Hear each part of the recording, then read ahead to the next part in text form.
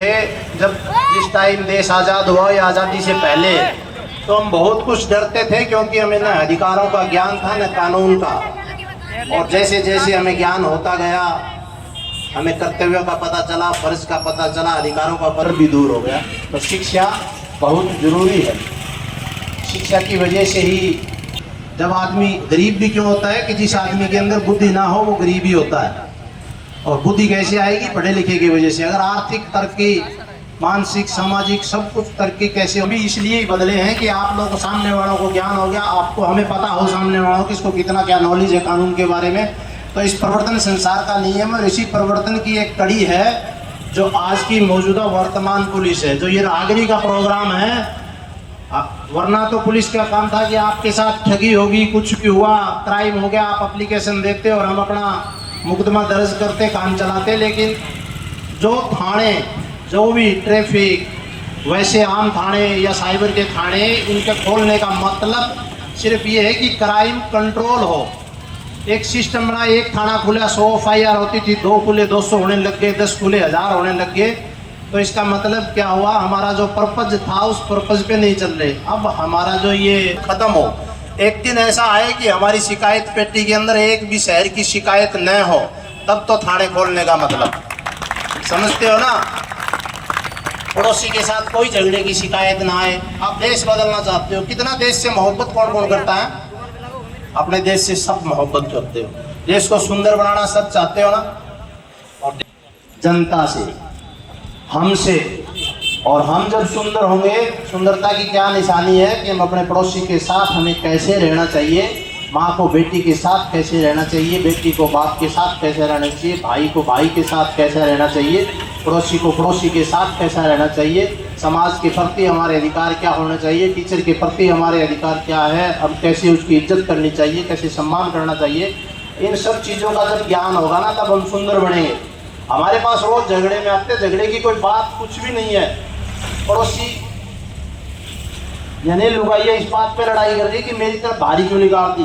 कल मैं प्रेम नगर में गया था और 2 औरतों के झगड़े थे, 10 दिन से कंप्लेंट दे रही है। लड़ाई थी दोनों पड़ोसियों की। वो कह रही कि भारी जो निकाल रखा है वो पूरा मेरी तरफ, वो कह रही तेरी तरफ। इस बात की लड़ाई, कंप्लेंट आ गई। हम 4 पुलिस वाले गए, मैं गया, एक ASI राजेश था, एक हमारी मैडम ASI थी, एक हवलदार था, एक हमारा ड्राइवर, 5 आदमी उसके घर गए। घर जाके फ़ोन करें, मैं तो नहीं आऊँ, हमारे से नहीं मिली, दफ्तर में चले गई। दफ्तर में जाने के बाद उन्होंने हमारे पास फ़ोन किया, मैं भाई थाने में भेज दो। जब थाने में आई जा गई हूँ, बोले आज के ऊपर कार्रवाई करी। मैं बोला भाई आज कार्रवाई की, दरख्वास्त आई, जब कार्रवाई कर दी ना, डंडा दिलाया तब कार्रवाई करी। तो हमारा आपसे इतना मेल जोड़, इसका मतलब ये भी नहीं है कि आप हमारी कदर करना ही छोड़ दो कि पुलिस का इतना, ऐसा नहीं है। हम आपसे प्यार प्रेम से और आपको जो एक दूसरे के साथ जो कम्युनिकेशन हम बना रहे हैं, इसका मतलब ये नहीं है। आप हमारे पद की कदर कीजिए, हम भी कदर करेंगे। इतने ज़्यादा भी नहीं हो रहे कि आप जिस अधिकारी का जो काम है आप वहाँ जाओ, उससे इज्जत मान सम्मान से भी न बोलो और सोचो कि चलो बड़े अधिकारी के पेश हो जाएंगे। ये छोटे मोटे थानेदार हवलदार आपका क्या कर सकते हैं? ऐसा नहीं है।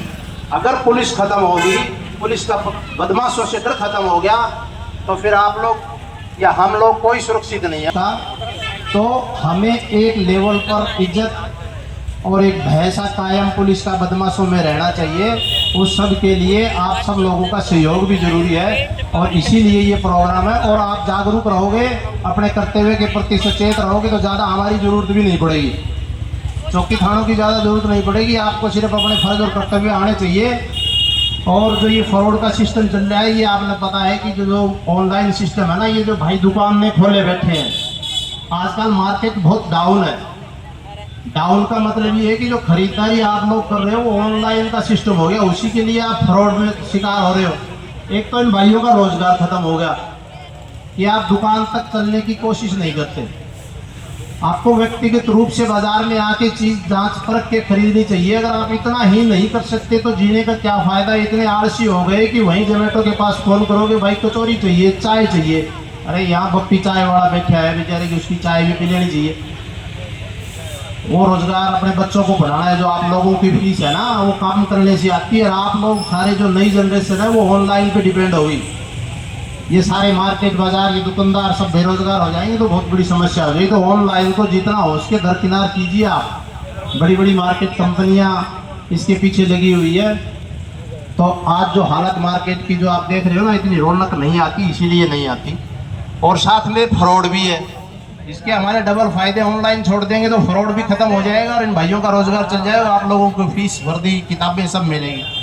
तो प्रहलाद भाई बहुत अच्छे गीत लिखते हैं। आजकल जो गाने आप सुनते हो, बदमाशी के फौजी साहब ने बताया अभी, उन गानों का रुझान थोड़ा ज़्यादा हो गया, इसलिए अच्छे गाने साइडलाइन कर दिए गए।